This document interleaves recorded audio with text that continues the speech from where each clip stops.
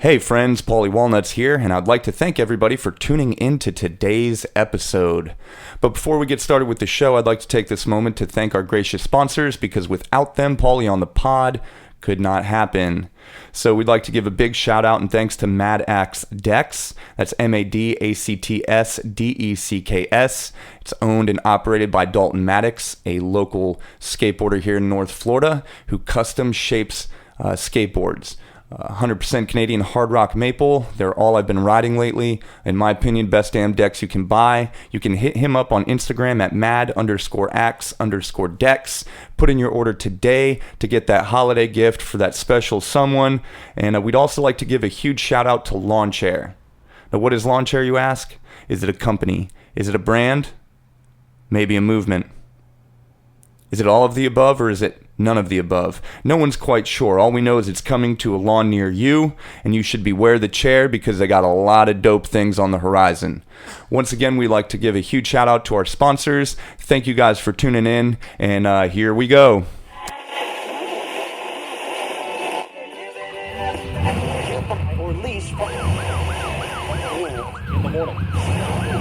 It's Beyond the Pod.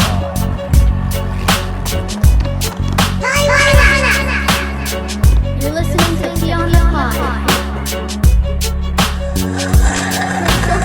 Yo, let's go. You're on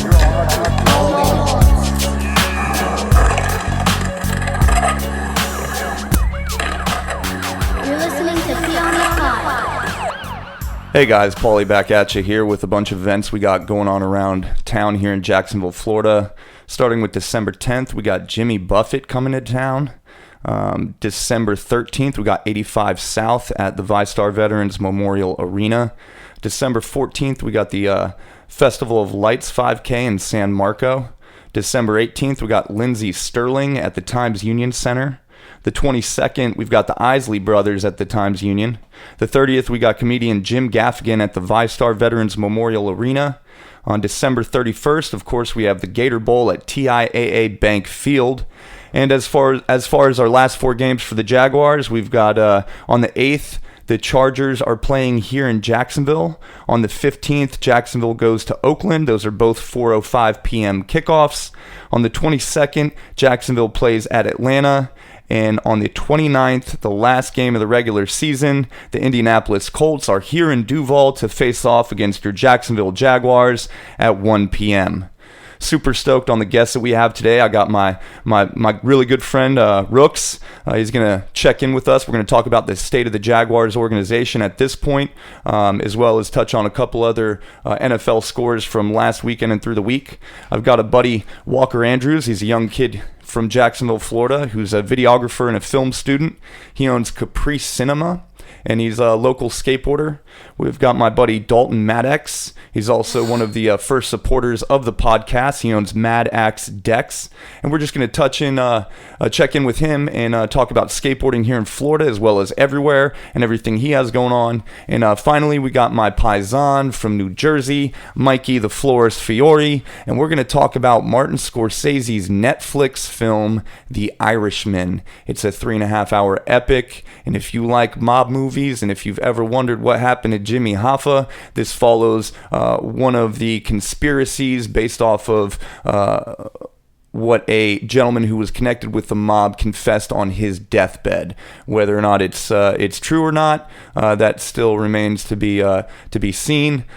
We may not ever figure it out, but it was an amazing film with Joe Pesci, Robert De Niro, and Al Pacino, as well as many others. And if you're into mob movies, you're going to want to check it out on Netflix. So we're going to go ahead and get started with our first guest today, and we're going to check in with my buddy Rooks to talk about the state of the Jaguars.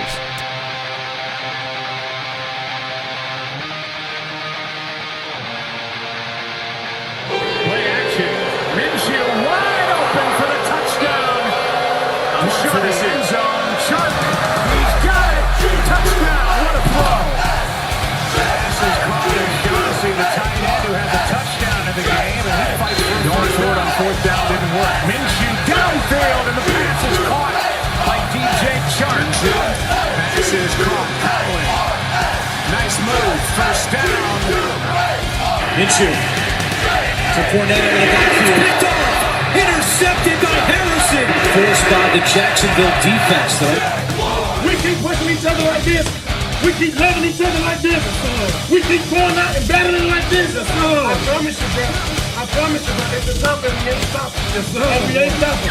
Family on me. Judge on 3. 1, 2, 3. Hey guys, it's your boy Paulie Walnuts back at you here. I got my brother Rooks with me, and we are going to discuss the state of the Jaguars at this point in time after another really disappointing loss at home this weekend. But we're going to recap all the games first for you. The Browns, Definitely. Browns at the Steelers. Pittsburgh won 20-13. Jets and Bengals. Cincy got their first win of the season, 22-6. Titans, Colts. Tennessee on top, 31-17. Eagles, Dolphins. Miami won 37-31 in a wild game. Green Bay, New York Giants. Green Bay was on top, 31-13. Redskins and the Panthers, 29-21 Washington. 49ers and the Ravens, which could be a Super Bowl matchup. Baltimore won with a game-winning field goal, 20-17. Rams and the Cardinals. The Rams were on top with that one, 34-7. Chargers and Denver. Denver pulled out a win, 23-20. Oakland and Kansas City wasn't much of a game. KC cruised to a victory, 40-9. Chicago and Detroit. It was 24-20. Chicago won on Thanksgiving. The Cowboys had another disappointing performance against Buffalo on Thanksgiving. Buffalo won 26-15. And then Thanksgiving night, we had New Orleans and Atlanta, where New Orleans cruised to a victory, 26-18. Now, real quick, last night we got to watch the Pats and the Texans, and Houston came out on top with that one, 28-22, which is kind of a shocker. Tom Brady is not looking like the Tom Brady that we all know. You got any thoughts on that, my brother? Time's time. It's bound to happen eventually. I know it's been so many years that it kind of feels like it never will happen, or that there's always a few more seasons left. But I think we are starting to see a little bit of a decline here and there. Maybe not so much mentally, just more maybe probably physically. For sure. Father Time definitely catches up with us all. If it wasn't for Belichick and that defense right now, the Pats would not be sitting where they are in the playoff standing. But anyway, no doubt. Let's move on and we'll get into our Jaguars here with another very disappointing performance. They fell to the Bucs 28-11. We talked about it during the game. That was the worst first half of football I'd ever seen the Jaguars play. Yeah, it's just, I know there's been some bad games for sure that I've seen, so I'm sure there have been some worse ones, but it felt that way probably because it was in the moment. And let's face it, it was terrible. Everything that they did just ended up being extremely bad. Even when they did start to drive the ball, they get down to the red zone. I believe he had one, maybe two fumbles in the red zone, or it was one fumble and one pick, but I believe it was two turnovers in the red zone. And the defense, despite, trying to give it their best effort, they still are having a hard time to stop the run. And Tampa Bay's wide receivers, Chris Godwin and Mike Evans, are a force to be reckoned with, no doubt. So let's not take anything away from them. Yeah, no, those guys aren't scrubs at all. I honestly thought, with the Bucs being, like the worst pass defense in the league, right? Excuse me. I thought Nick Foles was going to have a pretty decent day. I agree. I thought Chark was too. It was honestly really surprising how awful the offensive line is. Right. And that's just a reoccurring thing that we've seen all season long. And when you look at some of these names on paper, and I'm referring to the offensive line for the Jaguars, it looks like it would be a really, really good offensive solid line. For sure. You got Cam Robinson at left tackle out of Alabama. You've got Andrew Norwell, who just brought in, $30 million guaranteed. Right. That's what I was about to say, because he actually stuck out big time to me. Definitely. And, at the time when he was signed, he was the highest paid, guard when they got him out of free agency. He was a Pro Bowler. And, I know we're talking about this particular game right now, but there's been other games as well where he's been bull rushed into Minshew, where he fumbled. The man just gets taken advantage of. It totally. Seems like he stands up way game. Too tall. The one thing I see is he stands up way too tall. He gets either run around or he gets pushed over. And in his contract, the two most disappointing factors from Sunday was Nick Foles and Andrew Norwell. And between them, dude, you got $45,125,000 guaranteed to Foles, and you got $30 million all of Norwell's contract guaranteed to him. That's a lot of money to have tied up in two players that have just performed horribly this whole season. And I've been talking to a lot of people, and everybody's frustrated. You know, everybody's feeling down here in Duval right now because it seems like every year, at least the last couple years, we've been taking offensive linemen. We've been looking to build, protection. We got a great running back. I mean, we got some decent young receivers. It's perplexing how they can continue to be bullied, especially with a franchise that has been known to be able to play great defense and pound the rock. Yeah, it really is. And then it is mind-blowing, Paul. And just to stay on Norwell for a second, when he was at Carolina, like I said, he was a Pro Bowler. The man, I believe he went a whole season, according to Pro Football Focus, without even giving up a sack.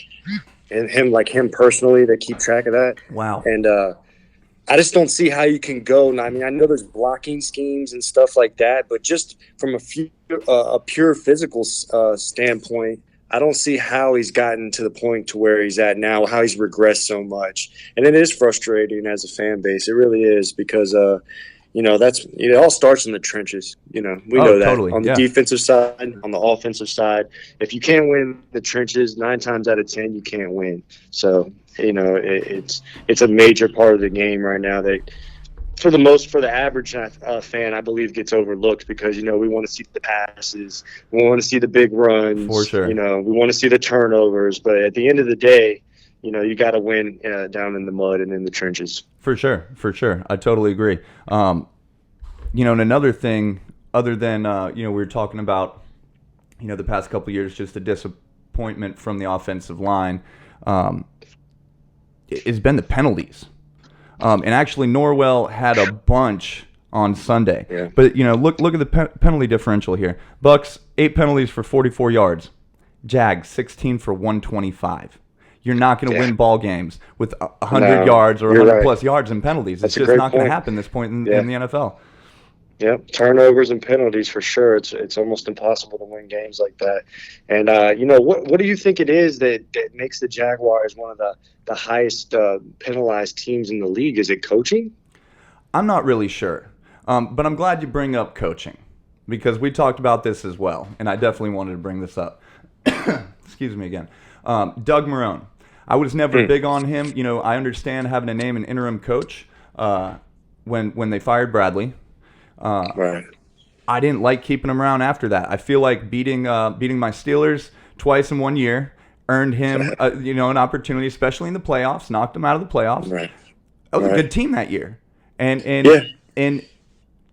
I felt like that bought him time, but I didn't see anything really before that or after that I really had faith in him. And now at this point, do you feel like they need to make a coaching change or just ride it out and make a coaching change, or are you riding with him? Man, it's such a difficult question, but I think honestly, I think I would make a change. I think Doug Marrone as a person seems like a great guy. He just kind of doesn't have that factor, that head coaching thing where it's like, I don't know what it is. I think the players as a majority respect him in the locker room, but I don't think that he has what it takes to make the adjustments to win. How could you I think he needs to go. If nothing less for the reason that the franchise needs a fresh start because it's just been so terrible. We've moved on from the situation from before as far as quarterback. We've changed a lot of things. It's a team that's changing rapidly with, number one our first round picks walking out the door, whether it be through trades, whatever the case may be. You got Telvin Smith who retired. The team is changing rapidly. For sure. So, the head coach probably needs to change as well. And I think DeFilippo should stay the offensive coordinator. And Todd Wash, I think he should stay, but there's a lot of people that think he should be fired also. So that's how I feel about it. Yeah, I'm definitely on the fire Marrone. I mean, but I also go back to look at his tenure when he was with Buffalo. It was mediocre at best as well, and that's why I questioned when they decided to keep him around. But anyway, we'll go ahead and wrap this up real quick. I just want to throw out a couple of statistics. We obviously know the turnover differential. The Bucks only had 1. The Jags had 4, 3 of which came from Foles.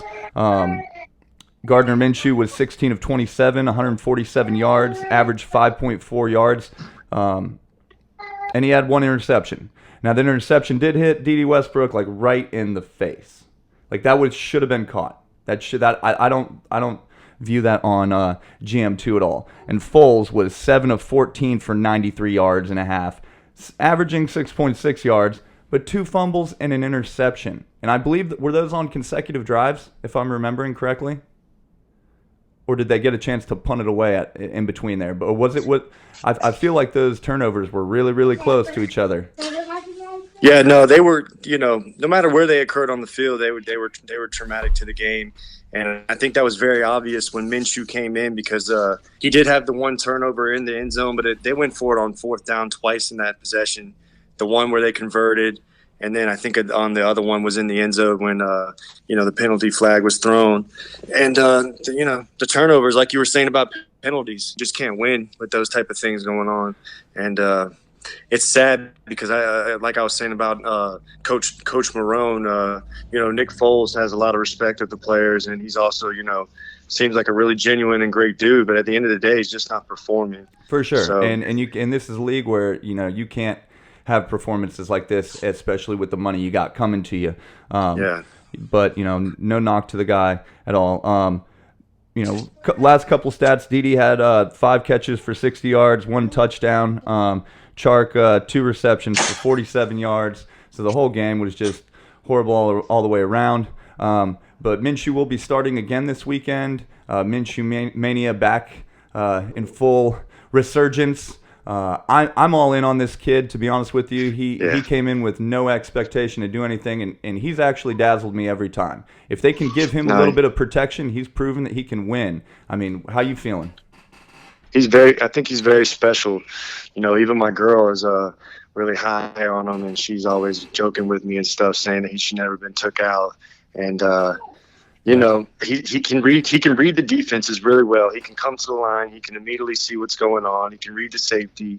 But I think also in addition to all these other things that make him so special is going forward in the National Football League, I think that the pocket passer is going to be more and more a thing of the past, honestly. And that's why you're starting to see these smaller guys that are being successful in the league because they're mobile. They can extend plays, you know what I mean? Oh, yeah. And they can, and when they do that, let's face it, whether you're Jalen Ramsey or Slay or Peters or Xavier Rhodes, it doesn't really matter who you are. It's going to be hard to cover receivers down the field when you're talking 5-6 seconds. Oh, for sure. Oh, yeah, so, completely. No, I totally agree. Minshew's very special. I'm excited to see what he can do going forward.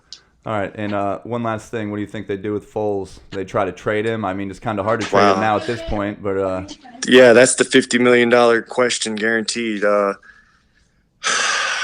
really don't know. I really don't know. Like you said, it's going to be hard to trade him with such a bad. I think the Bears may still want him. There may be somebody still sitting behind a film room screen saying, you know what, we can make this work. For sure. We have the tight end. We have the offensive line that Jacksonville doesn't have. We can make this work.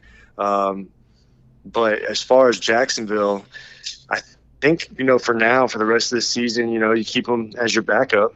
Because you have to. Yeah, you have to. And maybe, hopefully, something does show where it's like, hey, we'll give you such and such for them if they want to take that contract. It's going to be crazy to see what happens. It really is. Because I do think that they're going to have to stick with Minshew, especially what do you do if Minshew comes in next week and just throws, 5 interceptions? Well, we'll see. Time will tell. And then, we'll be looking towards the draft for a quarterback for sure. I don't think that's going to happen. I don't think it will either. I'm just saying. Anything can, any given Sunday. But definitely. Anyway, we'll go ahead and wrap this up. I just want to say, man, thanks for coming on. Glad to have you on. And thanks for having me, man. It's been a long time coming, and I'm looking forward to doing more and more. I know we kind of kept it short tonight for everyone out there, but we do plan on continuing to do this. Yeah, this is going to be the co-host. This is going to be the duo. You know what I'm saying? Hey, peas on the pod, brother. Yeah, that's what's up. Anyway, man, I love you. I look forward to talking some more football with you this week. 2 peas on the bottom. Peace. Later.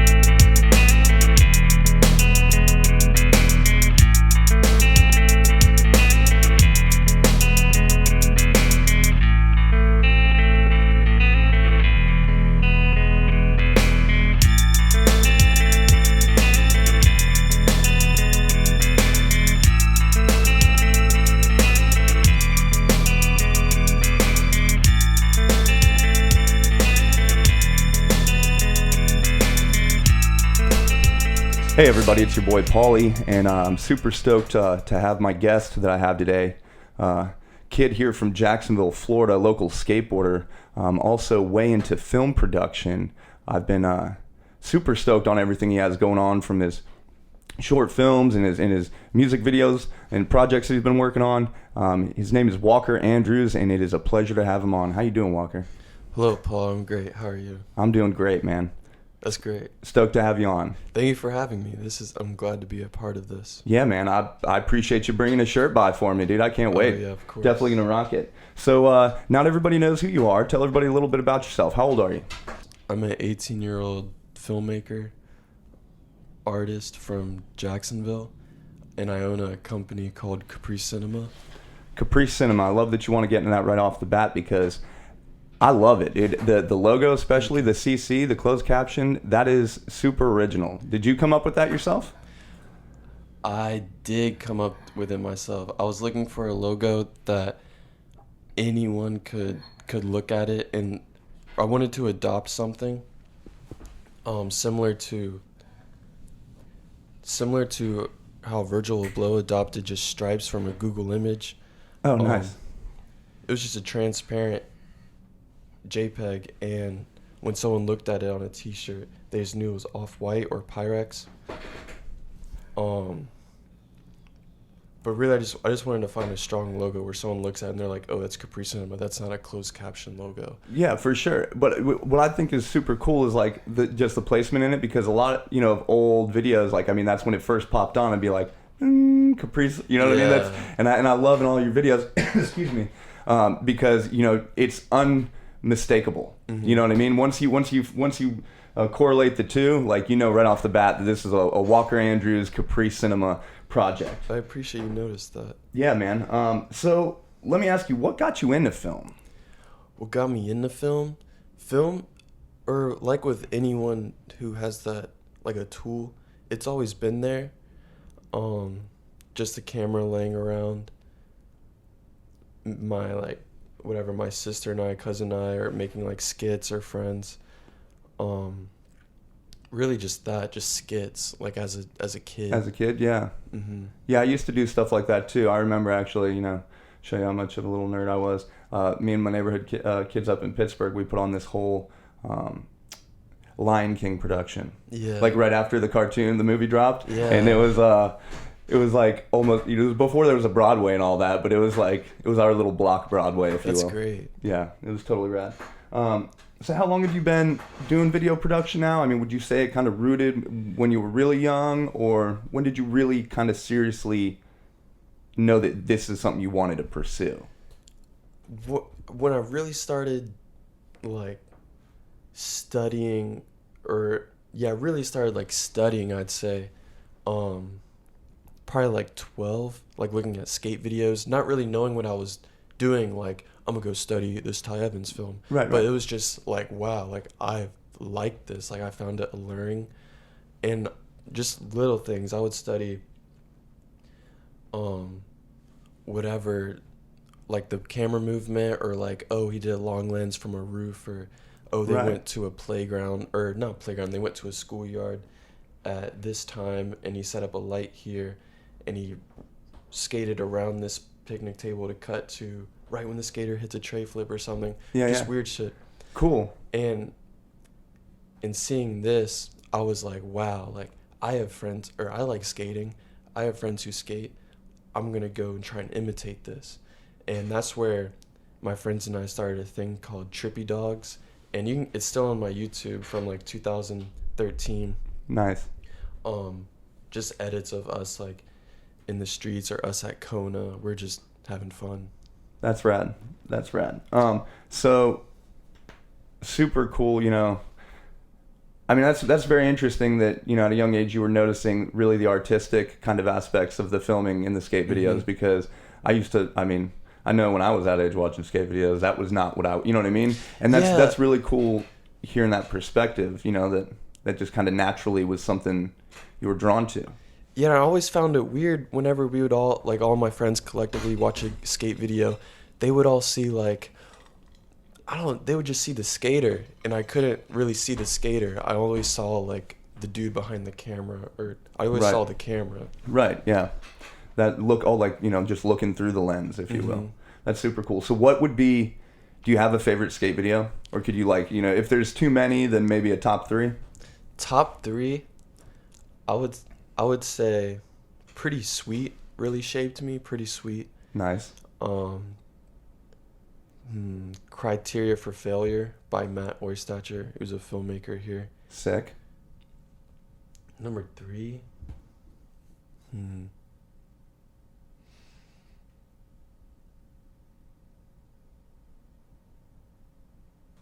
Tough one. Yeah, we can keep it at the top 2. Jeez, yeah, wait, but I can't leave 3 hanging. I'm just gonna say Parental Advisory by DGK was pretty cool too. Dope. Very cool. I really like that. Right on. Do you have excuse me. Do you have favorite, like full-length feature film movies? I mean, Favorite feature films? Number 1 is Her by Spike Jonze. nice. Number 2, That was an interesting movie. love Spike Jonze. Yeah, Spike Jonze is super rad. Number 2, I'd say 2001: A Space Odyssey by Kubrick. Yes. Number 3, I'd say Kids by Larry Clark and Oh, Harmony yeah. Korine. Yeah, that's a classic.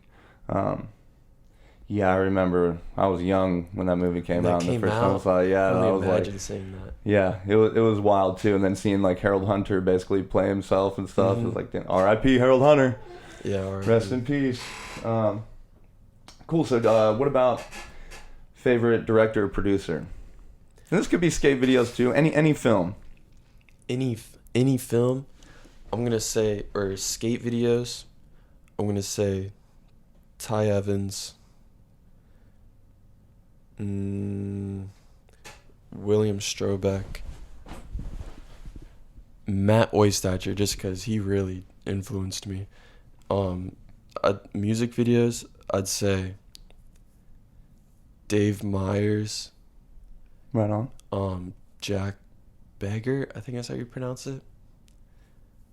Dexter Navy.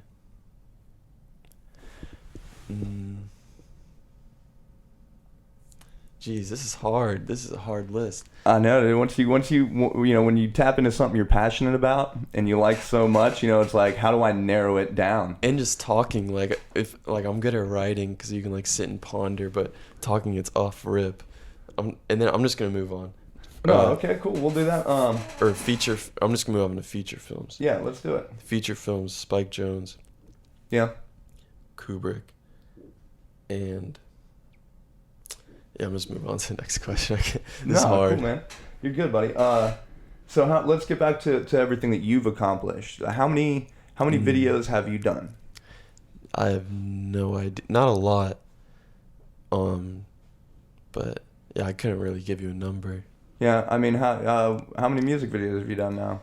Couple? Music videos, I think 16 or 20 between that number. Wow. Nice. Yeah. And you got any little short films you've done yet, or any little documentaries?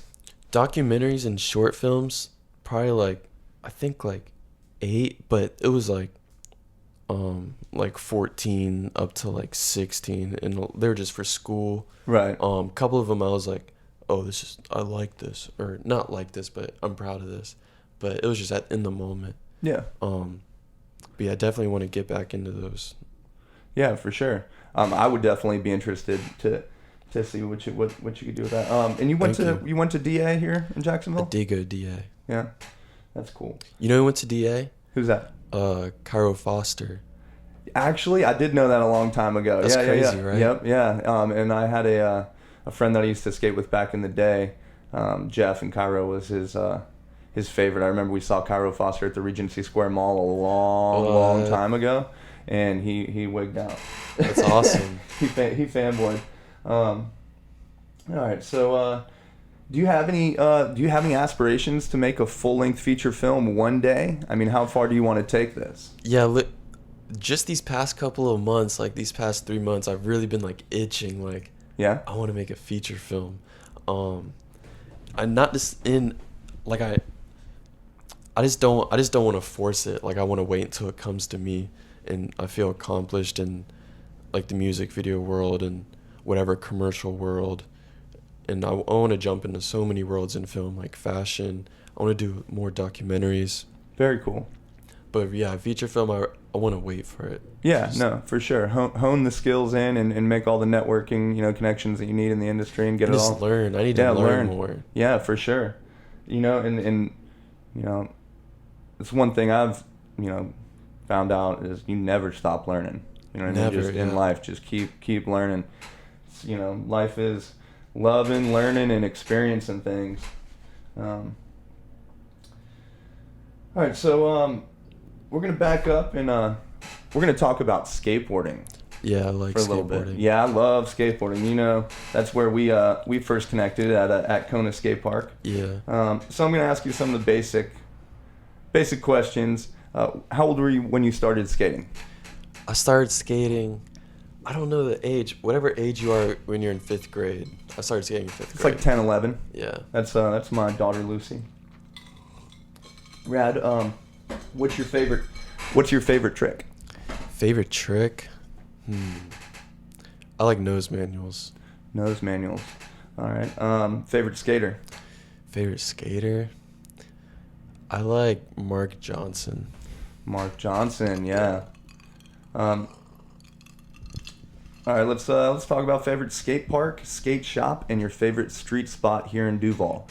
In Duval, skate park in the world? Yeah, favorite skate park period.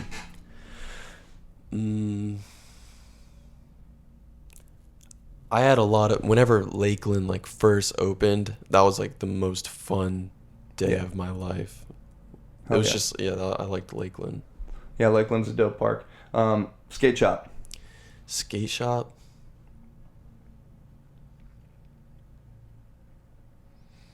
The Block. I was about to say, it took you a little long to answer that. I knew, come on, man. Already. It's going to be the Block all day. No, I love what the Block, is doing, man. They're building that little plaza out back, the Springfield store. They've taken over the Orange Park skate park in the pro shop there. And, It's for the people. That's all it is. They're exactly, for the people. Dude. For the people, for the love of skateboarding. There's the more skateboarders there are in the world, the better place it's going to be, in my opinion. So, back to some of the questions here. Frontside or backside? Of like grinds? Just anything. You going frontside or backside? What is your stronger? What's your favorite? Jeez. Because I know mine's frontside.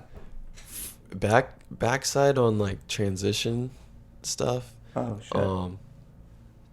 Frontside on boxes and stuff. Yeah. Yeah. All right. What size deck are you riding? I'm Popsicle riding shape? A 9 popsicle shape. Nice. And trucks and wheels. Right now I just have some Indies and Spitfire Classics. Yes, that You is can't the go- setup, bro. Yeah. That is literally the Been riding first that set of too long. Independence were the first trucks, and the Spitfire Classics were my first set of wheels with some Bones bearings. And I went around a little bit, but I pretty much come back to... You just come back. Yeah. I love the Spitfire lock-ins. I have been riding those nonstop, really, since they came out. But yeah, the Classics were definitely my very first wheel, and that's the go-to. Most definitely. So... how is it, growing up here in Jacksonville? Are you born here in Jacks, or? I wasn't. I was born in Snellville, Georgia, which is a suburb outside of Atlanta. Yeah. And then we moved to Orange Park when I was like a toddler. And then we moved to Tallahassee from 1st grade to 4th grade. And then 5th grade I moved here. And that was really like stepping out of like the elementary years into middle school and high school. That really like shaped me. Jacksonville's really shaped me. Yeah, that's dope. Yeah, I'm originally from Pittsburgh. I wasn't even actually born there. I was born in Atlanta, Georgia.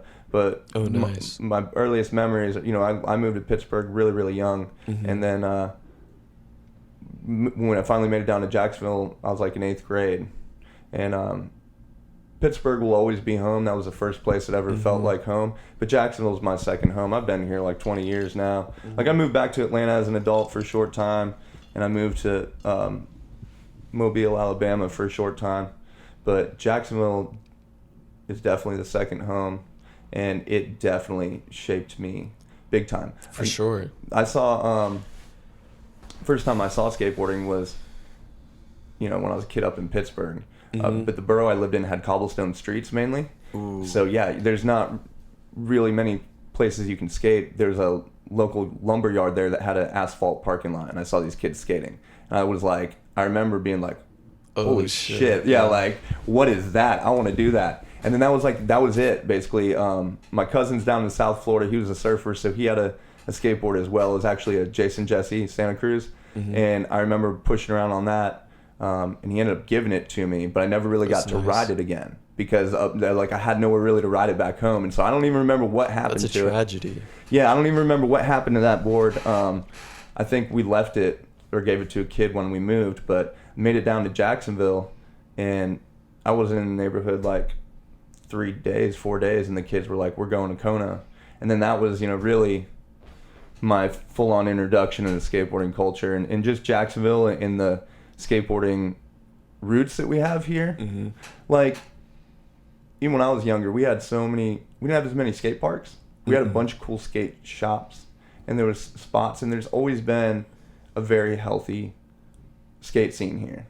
That's great. Yeah, and I'm very fortunate to have moved here and been, and grown up here. Did you ever see, I don't know his name at the moment, but he skated for, or Clyde Singleton. Do you ever see him around? Yeah, I remember seeing Clyde around. I don't know him personally by any means. But yeah, I remember seeing Clyde around a couple of different, spots. And honestly, my favorite local, pro that from Jacksonville is Mike Peterson. It was growing up. He, the all-terrain killer, dude. Yeah, he's a beast. He's like, yeah, and I remember he rode for this team that was around like late 90s, early 2000s called Illenium. And they had like That's these, such a 90s name. Yeah, it was so dope though. They had these like Illuminati looking, hooded figures almost, like kind of ghostly. But Greg Lutzka rode for them as well. Oh, wow. Al Partnan rode for them. Mike Peterson. There's a couple of them. It was a crucial team. Hard team. Yeah, and I was like, yeah, Mike, and then getting to see him skate Kona, and then when Treaty opened up, and it was like crazy. Yeah, I remember when they built Treaty. We used to skip school and hop the fence before it was even open, and we just organize these huge skip days of like all the skaters, and we just go pack it out and rip all day. Like our generation, we just think of Treaty like a colossal, like it's always been there. Yeah, no, dude, it's crazy. Yeah, it has not always been there. Yeah, so I've seen you've been doing some traveling from the gram. It was just like I never left the country. It was just my family like, let's do this. Oh, nice. Just because like I'm probably gonna be moving out anytime, and we just wanted to have like a family thing. That's cool. It was nice. Yeah, that's what's up. So we've covered a lot of stuff. What we haven't covered is music, and you being an artist. And a skateboarder. I feel like those are like the holy trinity. It's like art, music, and skateboarding just like coincide and intertwine. So what kind of music do you dig? Who's like some artists? I mean, what genres? I listened to Bill Evans this morning, who's just a jazz musician. Nice. I listened to Mazzy Star this morning. Rad. And I listened to Earl Sweatshirt this morning. Earl, love Earl. Earl's dope. Beast. Yeah. Cool, man. So, you being a young person, I don't always like to try to kill. I don't mean to kill the mood, getting serious. No, yeah, don't. But just with the state of the affairs, honestly, in our country, I like to try to get everybody's perspective because it seems like, especially with the way that social media is so good at spreading misinformation to get people reactionary. Everybody seems so angry. So like, what as a young person, I used to be annoyed when older people would tell me this, like, "Oh, you're gonna shape the future." Yeah. But it's true. It's true. So, how do you feel about everything that's going on? The president, the bickering from the Democrats, the Republicans. Are you into politics like that? I'm not really into politics with like DC and all that stuff. It's just I just don't like, not that I don't care, but it just feels like it just doesn't overwhelming and so like scripted. It feels very scripted, and it's just not me. Right. I can totally relate to that, honestly. Because I'm a registered independent, because I was just like, it just seemed like a big show to me. And especially because the more that I started to follow it when I was younger, I started seeing politicians like flip-flopping on their issues, and you know, like they got no term limits, and they're just basically becoming career politicians, and they're not really getting anything done. So that's when I started to pay attention a little bit more. But man, I by no means think Hillary would have been any better, but Trump is just a clusterfuck of embarrassment. Yeah, that's what it looks like. But yeah, I just try to stay out of that. It's not really me. Yeah, no doubt, man. Which isn't like probably the best approach, but it's just. No, I appreciate your honesty, and yeah, to each his own. But I just try to encourage everybody to tap in, because I just look at how crazy the country's got in the last 4 years, and I just don't want it to become idiocracy. Yeah. Where we're feeding the plants Gatorade, and we got next thing you know, we got a wrestler for president. But anyway, man, I really appreciate you coming on. Of course, thank you. I'm super stoked for everything you got going on. I can't wait to see what you might have on the horizon. Can you tell the people of the world anything we might expect to see from Walker Flocker in the year 2020? 2020? I'm just looking at it as a decade. I just really want to just do my best and help who I can, progress what I can. Well, cool. Yeah, that's really it. Just more films, more clothes, more shows. Hustling, yeah, every day. That's really every day. No days off. Love it. Anybody want to give some shout-outs to? Shout-outs? Oh, goodness. Shout-out to my parents. Shout-out to my sister. Yeah. Shout-out to Paulie on the pod. Hey. Like, people know. Yeah, I feel you, bro. People know. People know the ones that are that get the shout outs. They already know. Well, cool, man. You want to tell everybody where they can find you at on the web? Sure. Yeah, Instagram. You can find me at Walker Flocker. That's Walker, like you're walking to the store, and then Flocker, Flocker. My YouTube is just Walker Flocker, Capri Cinema, capricinema.com. Everything. Twitter, Walker Flocker, Capri Cinema. Awesome, dope. Well, thanks again for coming on, bro, and I can't wait to see what you got on the horizon. Sure, thank you. All right, bud.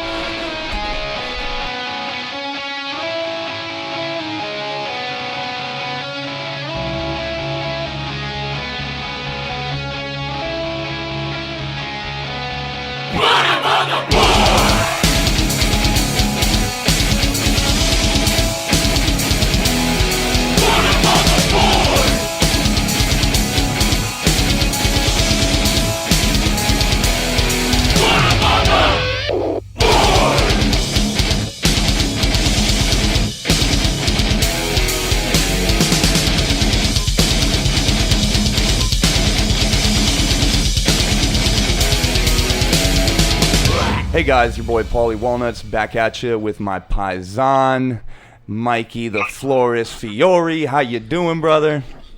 How's it going, Paulie? Doing great, man. Glad to have you on, and I'm super interested to know what you think about The Irishman. Scorsese's new film on Netflix, 3.5-hour epic about the disappearance and death of Hoffa. Did you like it? What'd you think? I loved it. I think it's a story that everybody, wants to know about. There's been so many rumors, and no one really knows. I thought the characters are great. De Niro did a great job.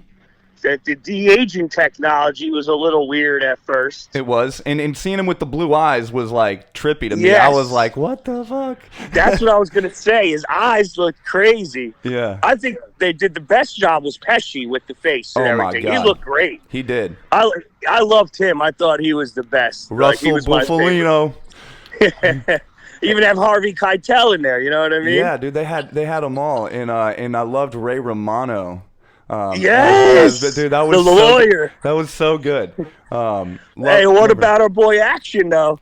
Oh yes, thank you. When you told me you hadn't finished it, I was like, oh my God, because I wanted to be like, yo, your boy Bronson is selling the man coffins at the end. Like, this shit was so dope. And of course, the Irishman picks out the nice Kelly Green one. Oh yeah, I saw that on the wall, and I was like, oh yeah, you already know he's picking that one. No, I thought it was a really good film. Like you said, I thoroughly enjoyed all the acting. I really loved seeing those three heavy hitters, fellow Italian Americans, on the screen. Pesci, De Niro, and Pacino. How do you feel, in your opinion, does this stack up against all the classic mob movies like Goodfellas, Casino, so on and so on? I don't know. I mean, It's up there with them. It's Casino, Goodfellas. I've watched those movies 100 times. I'll have to watch this again. Of course. You know what I mean? Of course. Because every time you watch it, you'll hear something or you'll see something. But as far as the quality of the acting and the story, I mean, listen, one of my favorite lines in the whole movie was when Pesci leans into De Niro and says, if they could whack a president, they could whack a union president. Oh, I know. I love that shit, and then, too. So they're alluding to killing JFK. Which has been one of the big conspiracies over the years that the mob took him out. Yep. And then there's a lot in the movie that I didn't know about. Now whether stuff is true or not, I didn't know. The mob helped Kennedy get elected. Everyone knows that. Right. But they didn't know that he was going to put Bobby in as a attorney general, and the first thing he did was go after the mob. For sure. Yeah. No. And then I had no idea that the reason they wanted to get Kennedy elected was because they had casinos in Cuba. Yeah, that's what I didn't know. I had no idea. All the movies and books and stuff, I had never came across that. I had no idea about that. So to me, that was all like, oh. Me too. You know what I mean? It was interesting. And then when they found out that, what Bobby was doing, it makes sense to them to take out Kennedy, because then it clips, it gives Bobby had no power after that. Correct. Yeah, it totally took him out of the equation. All right. Now we all know about, hold on, sorry to interrupt, but we all know about the famous, Hoffa being buried at the 50-yard line of the old Meadowlands. Correct. Now, I'd also heard about him being incinerated. I thought it was at like some brick plant or something like that. It seems like the movie, that's kind of what they alluded to, Frank admitting. Well, they showed it. They showed him putting the body with the gun into that burner. Correct. And, honestly, of all the conspiracies that I had heard, personally, I mean, there's a bunch of wild ones out there. But that was one when I heard of him being, like, incinerated right out. I was like, well, that seems like the easiest and probably the most realistic out of anything. I just feel like the longer because he was so, Hoffa, it's like they said in the movie, nowadays nobody, all people know is like Hoffa disappeared, but he was a rock star. He was a man of the people back in the 50s and such. Yeah, he got, come on, he started the Teamsters. He got regular tradesmen, hardworking drivers. He got them livable wages. He got them benefits. Right. Now, was the man corrupt? Sure. Yeah. But he was only Aren't we all a corrupt little? to help, yeah. But he was only corrupt in a sense is to further his union to help the working class people. Correct. It was always to help the blue collar man. Took money, he loaned money from the pension funds and things like that. But, at the end of the day, he was only doing that to strengthen his union and to help the working class man. Right. And I think the longer that he, the disappearance because of his popularity and his love, among the common working man in America at the time, the longer that he had disappeared, the more the kind of legend grew and the more that like these crazy conspiracies came out. It's like Tupac, right? So everybody loved Tupac, right? And then Tupac, sadly enough gets killed. And it takes a couple years and they're releasing unreleased tracks. And the next thing you know, people are like, "Oh, I saw Tupac, in the Bahamas, You're on an island somewhere." Yeah. You know what I mean? So it's almost like because of everybody loved him and connected with him so much, the longer that it was like gone, I feel like it was kind of the same thing, and it was like the conspiracies and all grew. these urban legends like the 50-yard line at Giant Stadium, the footing of some bridge. Right. You know what I mean? It's just all urban legend. You know what I mean? No one will ever really know. No. Apparently this guy who wrote the book, I Heard You Paint Houses, he's the only guy that says that Frank admitted said this to him as he was dying. Correct. But if you do some research, it is without a doubt Frank Sheeran had a lot of mob connections. A lot of them. So, it's like, could this guy have just kind of been like, taking the fact that, he's known a mob associate, that he could write a book and profit off of? Possibly. But I think it is more probable Sheeran might have been telling this dude the truth, and he might have just been, you know what I mean? Like, because he wasn't even willing to give up to the FBI towards the end. I mean, he kept his mouth shut. That's a great. You just brought up a great point because that was another great scene. This guy, he's in the wheelchair. They're like, Frank, everyone's dead. Just tell us. As though they weren't going to prosecute him. They weren't going to arrest him. He's like, dude, everyone is dead, and he wouldn't say a word. Oh, in classic De Niro style too. He's like, yeah. I don't know what you want me to say. He just had that he face. looks at his bodyguard. He's like, yeah. No, man, I definitely enjoyed the film. I enjoyed talking to you about it. I'll definitely have to watch it again a couple more times, and we'll definitely talk about it again. For sure. I would love to have you back on to talk about a bunch of other stuff, whether it's movies, politics, sports, whatever, life. But man, that'd be great, dude. Thanks for coming on. Love you, brother, and give Mariana and Clay my love as well, and I'll catch you next time. All right, Paulie, take it easy. Later, bud. Thank you.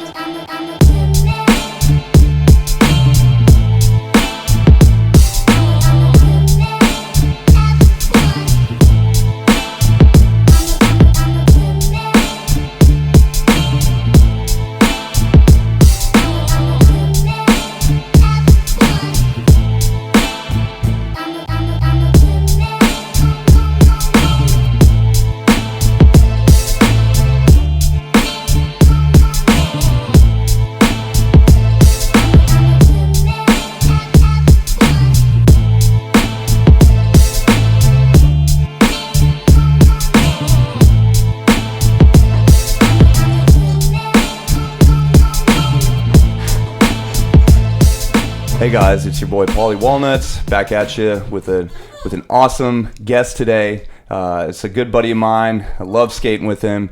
Local skateboarder who also custom makes skateboards. One of the first supporters of the podcast, my friend Dalton Maddox. How you doing, Dalton? Good, man. How are you? I'm doing great, bro. Glad to have you on. Thank you. Yeah, so not a lot of people know about, Dalton Maddox and Maddox Deck, so tell us a little bit about yourself. Are you from Jacksonville? Yep, I'm right here in Jacksonville all my life.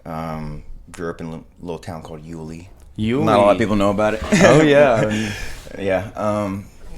Been skating for, I'd say, 19, 20 years now. Okay, so how old are you now? So 27. 27? Yeah. Okay, so it's been a hot minute. Yeah. What was the first setup? Farthest memory from skating, my dad bought me a Walmart board for one Christmas, and it hasn't stopped since. Yeah, man, I feel you. I rode that thing for everything it had. Yeah, was it one of the with the plastic trucks? No, it had metal trucks on it. but it was flat. Yeah. Weird. Yeah, I still totally. have it. Totally. So, what school did you go to? High school? Yulee High. Yulee High? Yep. That's what's up, man. Did you enjoyed growing up here in Jacksonville? Yeah. I mean, I didn't really get into the whole, like, really get into the skate scene until later on, but, I mean, always enjoyed going to Kona, and, you know, Jacksonville's always had something going on that was cool, so. Yeah, for sure. So what would be, you mentioned Kona, what would be your favorite skate park? Oh. We'll just jump into it right off the get. All right? There's a lot of good ones, but. Yeah, no, it could be anywhere. Yeah, you can't beat Kona. I mean, you can't skate anything else like that anywhere else. Right on. And me loving the old stuff, retro stuff, I mean, you can't beat that. No, not at all. Not at all. So we'll get into some of the typical skater questions. Front side or backside? Oh, man. Front side's more fun. Yeah, right at you, dude. What would be your favorite trick? My favorite trick? Tail blocks. Front side, blocks. yeah. All right, gnarly. I could never do tail blocks, like, because I can't get my truck off the coping right. Like, I could just never get it on my tail just right. Who's your favorite skater? Oh, man, you can get into this. We're going through it. So many. Oh, man. God, that's a toss-up. As far as just going for it, people with attitudes like Danforth or just raw aggression, you know, like any of the Zorlak dudes, Craig Johnson, basically anybody just raw power skating, you know, like there's I can think of so many skaters. Yeah, for sure. No, I feel you. Just anybody that abuses the coping and tries to like just boost as high as they can, and hell yeah, not so much flair but just more power, you know, aggression. Yeah. So I know that you and I, we usually skate park or training together. Yeah. How do you feel about street? I know you love training. Oh, I mess around with street a little bit. I just never was really good at the technical stuff, my feet or anything. But kind of strayed away from it and started riding more ramps and bowls and stuff. But I still mess around with it a little bit. I need to do more. Yeah. When did you? I know you love skating the old school shapes. Yeah. When did you make? Were you always skating the old school shapes, or No. when did you make that kind of transition? Because Well, I made it later in life. Yeah. Probably in the first half of my skateboard life, I was riding like normal boards and trying to do kick flips and rails and stuff, and found myself getting hurt and frustrated a lot and everything else. And then one day, one of my dad's buddies busted out one of his old boards from his closet, and it was I can't tell you what it is, but it's an old fish shaped board, big tail and big wheels and everything else. And it was just like it clicked as soon as I stepped on it, and I was like, man, okay, and I can see what's going on here. Like, this is where I'm going. And then ever since I started just riding boards like that. So, And I normally ask, size and shape. Yeah. I know you're all over the place. Yeah, pretty much. So we'll go ahead and get past that. We'll just go right into the important question: is what trucks you riding and what wheels? Indy 169s. Yes. Always. Wheels, anything 60 above. I'm riding a 65 big balls. Yeah, that's big. I like to go fast. Yeah, dude, that's big dude. I ride like 58s on my vert setup, but I love those the Spitfire lock-ins. Oh yeah, I ride Spitfires, but ever since I was riding classics pretty much most of my life. But once they made those lock-ins, it's just you can pinch in. It's so good. That's what I have on my street setup. Yeah, it's so good. So good. So I want to talk a little bit about Maddox decks. Yeah. All right. Excuse me. So obviously it's kind of a play on your last name, Maddox. Yep. Did you come up with that? No. That's actually an idea, I guess, from my dad and his friends back in the day. It was from an old punk band they were in. Wow. Yeah. No, Mad Axe with like a AXE. Yeah. If anybody Google searches that, it goes back to a famous serial killer in Britain somewhere. And his nickname was Mad Axe, I guess, and they named the band after it because it was a play on their last name. But I didn't want it to be the same thing, so changed it to ACTS. So. Yeah, super dope. Yeah, I guess it plays off of like skateboarding as a mad dash in itself. No, I loved it. I was like, dude, this is creative. It clicked as soon as I thought about it. Totally. who's doing the graphics? The graphics? I got a few people doing it. My buddy Nate. Nate Riley has done a couple. He's done the main logo. Giovanni, he did what we call the Wendigo or the Deer Monster. Oh yeah. I got one of my those. buddy Eli out of Cali. He's done our latest graphic. I love that one. The skull on the skateboard. It's a rendition of Nick Day. Yeah. Is it really? It is a picture of Nick Day. Oh, that's great. That's totally. And Nick D904, big shout out. Yep. Love that kid. And Eli's trash can. He did that. Oh one. yeah. And let's see, who else did graphics for us? We've done a lot. I think that's all we've done so far. Yeah. So and Searing Limb did our first one. The what people call the trippy deer or the deer face. Oh, okay. Yeah. Yep, that was the first one. So how many decks have you made? Well, going on the Instagram, there's over 200 posts, and most of those are skateboards. So wow. Yeah. Putting in work. I love it. I didn't think I'd done that many until somebody asked me, and I went back and looked. Oh, that's got to be a great feeling. Yeah. Oh, that's so cool. I've been saying it time and time again. Best damn decks you can ride. That's all I've been riding lately. Custom shaped to my lanky liking. So couldn't be more stoked on it. Thank you. Y'all should get one. Did you have any woodworking experience before this venture, or was this just like, a blind desire? No woodworking experience at all. Oh yeah, jumped in. I just jumped in. I knew how skateboard's supposed to feel when you hold it, basically, and I just sanded until it felt like that, and nice. Learning as I go. Oh, that's awesome. That's really cool. I honestly did not expect that to be your answer.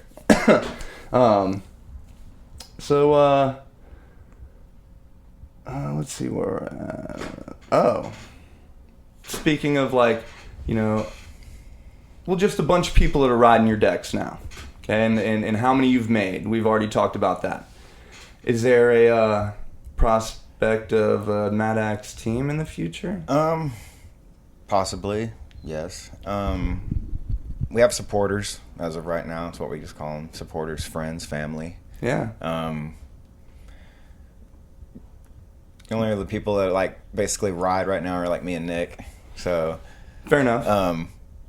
When I'm able to do it, I will. For sure. Totally. And with that, I'm assuming then would come a Maddox video. Yes, that is also in the back of my mind. Yeah, awesome. So, what shops around town can we get your boards at? For right now, St. Augustine Pit Surf Shop. They carry our boards, and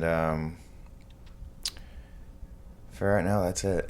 Fair enough. Yeah. Yeah, well, but looking to be spreading around soon. Oh, I know you're hungry. I can definitely see that in your future.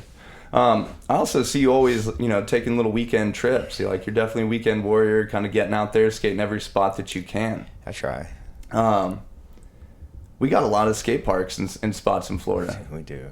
How many, have you hit it? I feel like you've hit a decent amount. Not as much as I'd like. More popping up all the time, too.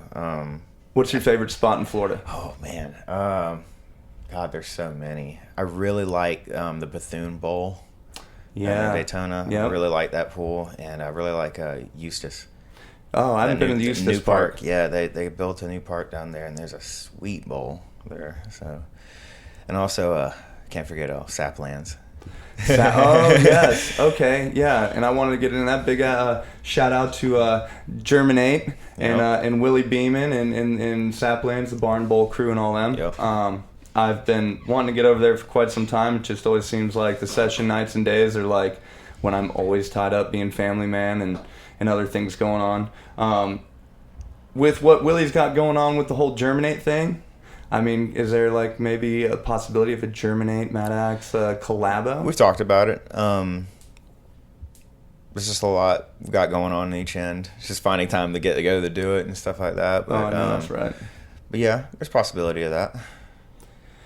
Right on. Well, so let's talk about, you being around Kona so much as well.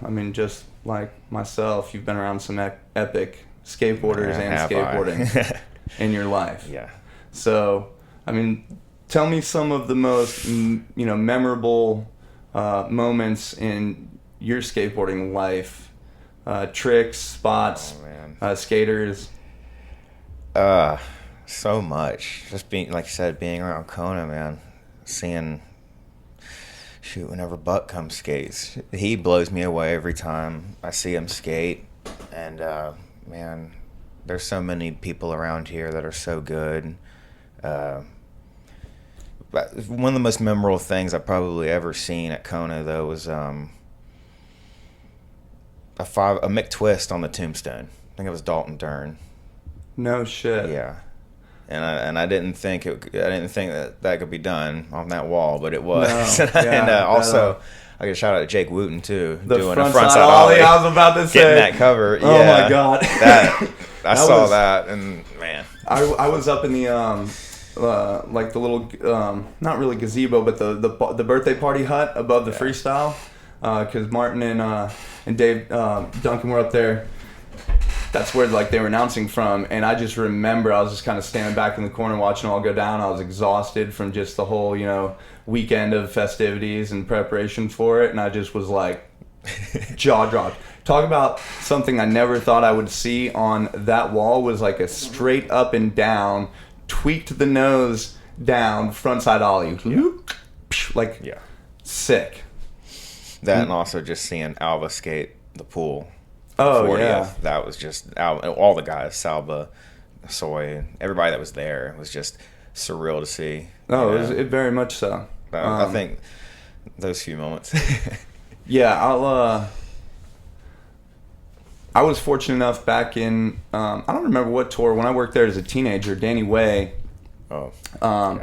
It was when he first backside melon 360 the Bowl to Snake Gap, and man, I wish I had my little camcorder footage of it because I just happened to be at the right place at the right time, and I was down low inside on the inside embankment of that turn right there to where he's landing on the outside part of the turn, and I was right there, and I've like the first two misses I was like, because I walked up on like the first bail, and then I was like, oh shit, got my camcorder out, got down in there second bail, I was like, oh my god, if he does this, next thing I know he's flying through, like bam. Yep. I was like, holy shit. Yeah, never thought I'd see that. Yeah, that's a moment right there. That is a moment. Got dubbed. I think it got dubbed right then. Yeah, the Danny Way Gap. The Danny Way Gap. Yep.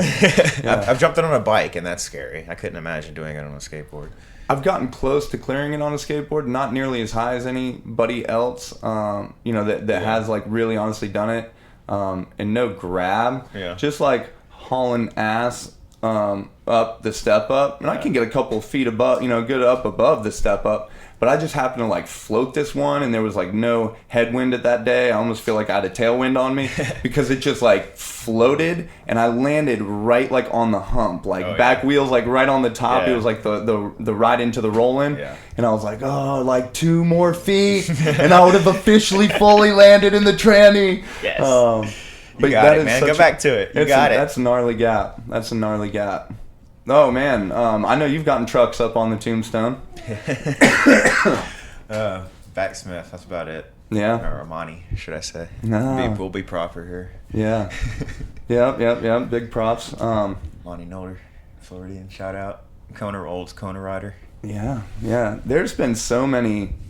Like Florida is so slept on because California's got all the hype, and the glamour and the glitz of like the California dreaming, but like East Coast skateboarding is so gnarly because it's like more blue collar. Like you gotta really earn it. I feel like, and Florida especially, like dude, heavy slept on, and there's so many heavy hitters. Yeah, there's a lot of people from here that like legends that are definitely the same caliber as all the guys over in Dogtown or everything. That was in the same time era, inventing tricks, doing the same things that nobody knows about. Yeah. Rat Town, baby. Rat Town, all the way. Like, it's just crazy that you're right. It's very slept on. There's a lot of pockets here in Florida of like real raw skateboarding still. Like the vert scene's still alive here. There's people building stuff. Rodney Mead and the Renegade Vert series and all. I mean, they're making sure that the vert skateboarding stays alive. Yep, that's for sure. Yep, Rick having his ramp out there is cool too. Oh, big ups to Rick Morgan and the Black Creek Vert ramp. He's been fighting through the. It doesn't matter what the world stacks against that man. He just wants to skate. He just wants to skate. That's all he wants to do. And he just wants to build ramps and be able to facilitate skateboarding. Yep. You can't be mad at that. No, I don't know. It's nothing but love. I love Rick Morgan. Through the ups and downs. Nothing but love for that man and his family. For sure. But let's talk a little bit about who are your biggest inspirations on and off the board. You know what I mean? Like who inspires Dalton to get up every day and to not be a bitch and lay in bed and like actually get up and do work and kick ass? Henry Rollins comes to mind. Yes. First of all. Yeah. And of course behind that, of course, Scotty Ian Mackay. So Scotty Ian for some reason. Anthrax. Woo! Ian Mackay. Very influential speakers, listen to them just talk about life and how going about stuff, I could relate to that. As far as skateboarding, anybody with that fuck you attitude, that raw, just not giving a fuck about how they look on the board, just doing what they want to do. Yeah. All about the stove, just fucking full throttle. That's as far as riding, and as far as skateboard making boards, Schmidt, his work. Oh, it was such an honor to meet him at the 40th, and I was like, dude, I just went on. I was like, bro, please sign this board, and I gotta shake your hand. I love the Makers Monday on his Instagram account is so awesome. Yes. I started a lot of woodworking experience. I had wood shop in high school, and I just kind of was one of the few classes that really struck me as really interesting, and so I took it seriously. But I was always bringing in old boards that I was chipping up or breaking up, and I was reshaping them into cool like little cruisers and this and that. Yeah. And just fun like wacky shapes. I never really tried to skate any of them seriously or anything like that, but I remember having dreams of making boards, you know what I mean? Like, I definitely wanted to, like, as a teenager, excuse me. I love skateboarding, and I wanted to be the best I could be, but I was never in it, like, some people are in it to be, to get sponsored and to go pro. Right. And, like, that drives them, and there's no knock to them whatsoever. I've skated competitions. That's not me. I like to skate just to have fun. I lost my train of thought on what I was going with that. That's exactly how I think about it, though. I don't know. It's not a competition. Yeah. You skate just to have fun. You just skate just how you feel. And same way I'm going to making the skateboards. It's not about like, you're making something for you or you're making something for somebody. And somebody can look at that board and be like, oh, that's not functional, but, Well, yeah, you to actually that brought me back right back to the point, because that's what I was like. That's what we started talking about initially, was making the boards, and I was like, that's all I wanted. I was like, I wanted to be the guy behind. I was making rails and metal shop for all the kids. Like, I wanted to just be the guy I wanted to own a skate park. That was my dream, and that was why it was kind of a dream come true. Just working at Kona for so long and helping run the park, because it was like, all I wanted to do was help facilitate skateboarding. For others, because I battled mental illness, and I'm bipolar, and that was one of the escapes. I grew up playing team sports, and I do like team athletics. I'm a fan of all sports, really, but there's just something about skateboarding that's not only an athletic activity, it's an art form. Right. It's like a therapy. Right. Mm-hmm. Like, it's like like for me, it's like when it takes, I always jokingly call it ninja focus. You know what I mean? Because you have to, it doesn't matter who's hooting and hollering, what car horns are honking, who's yelling you to get the fuck out of here. Right. You know what I mean? Like, it's just you and your board and that moment and like gravity. Mm-hmm. You know what I mean? Like, it's a beautiful thing, and I'm forever thankful, because that's been an escape and for me for many years, as well as many others I know. Yeah. I can relate what you said going back bipolar thing, because me I've shared that too. And I tried to do team sports. I tried basketball. I tried stuff in high school, and that never worked out for me. So like, I raced motocross back in the day. That was like, and skateboarding was kind of the same thing, because when you shut off everything else, and it's just you and that thing, and you doing what you're doing. And yeah, it being an art form, and it being an expression, and it just being an outlet for like who you are extended pretty much, so you can just see who you are, what you're all about. You don't have to say anything. It's just step on the board and you can see it. And it's such a, it's one of those activities or two. It's like, it is crazy. I mean, of course you have your like little cliques in every, scene. But I mean, I've been out of the country.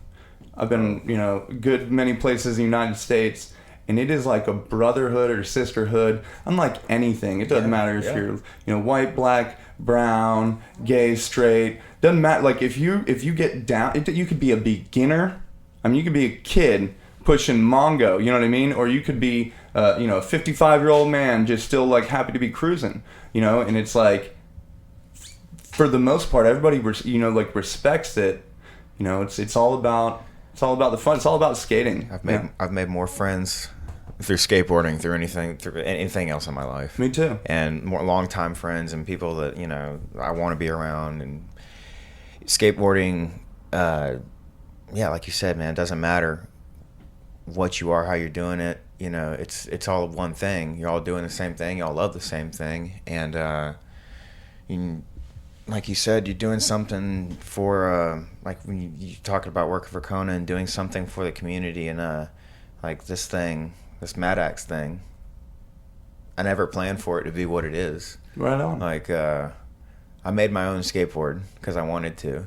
Yeah. And then like made a couple boards for people, and then like all of a sudden it turned into this thing, and then like I get this sense of fulfillment when I start getting feedback from people, and it's like, oh, well, like hearing you talk about my boards, that warms my heart. Like, yeah, dude, that makes me so happy. Dude, like I would have never done all this, any of this, like if it wouldn't have been for skateboarding or meeting the people that I've met and having the support that I've had and influences and everything else, and especially being from, here in Jacksonville and being around Kona and all that has a huge influence. Yeah. And yeah, dude, I owe my life to skateboarding, honestly. Yeah, no, I feel you, bro. We see it all the time in the skating community that, like especially on social media, #thank you skateboarding. Mm-hmm. But every time I see it, I honestly know that whoever put that truly believes that from the bottom of their heart, because if you do it and you love it, like you understand. Yeah. It's almost like it's like people with addiction, when they go to these programs, it's like they can talk to other people because they can relate, what I mean? Because they've been through the same thing. It's like skateboarding is one of the most ultimate common grounds for anybody of any background, and it's very freeing. And like, doesn't matter if you're, just cruising down the street or you're kick flipping a 10 stair. Yeah. Or, or you're front side skateboarding. Yeah. It's dope. But anyway, we're gonna go ahead and start to wrap this up. Tell everybody where we can find you online. My Instagram is MadXDex. There's underscores in between those, so Mad_Ax_Dex. My personal is Dalton Maddox. Same thing, underscores in between everything. And what can we expect from MadXDex in 2020? A lot, hopefully. A lot. Got a lot. That's a great answer. I got a lot on my plate. I got a lot of plans. Not just for MadXDex, for a lot of stuff. Look forward to some music coming up. Yeah. Look forward to hopefully that video you were talking about. Yes. So any way I can help, I'm in. Yeah, man, and a lot more skating, traveling, hopefully. Yeah. So that's my main goal, is to get out and see more this Bro, year. we should do a Tampa Pro trip this year. Let's I didn't do go. it, I didn't man. go last year, Let's but do it. I didn't either. Oh, dude, let's go this year. Well, definitely. We'll talk about it, and we'll start checking it, man. hotels or Airbnbs or something. Hell Fuck it, yeah. we will camp out. I got a tent, Let's you know what do I mean? it, man. Like, yeah. Rad. Well, totally down. stoked to have you on, my Thank brother. you, man. It's so great, and thanks for tuning in, everybody. And we'll catch you next time. Awesome. Thanks.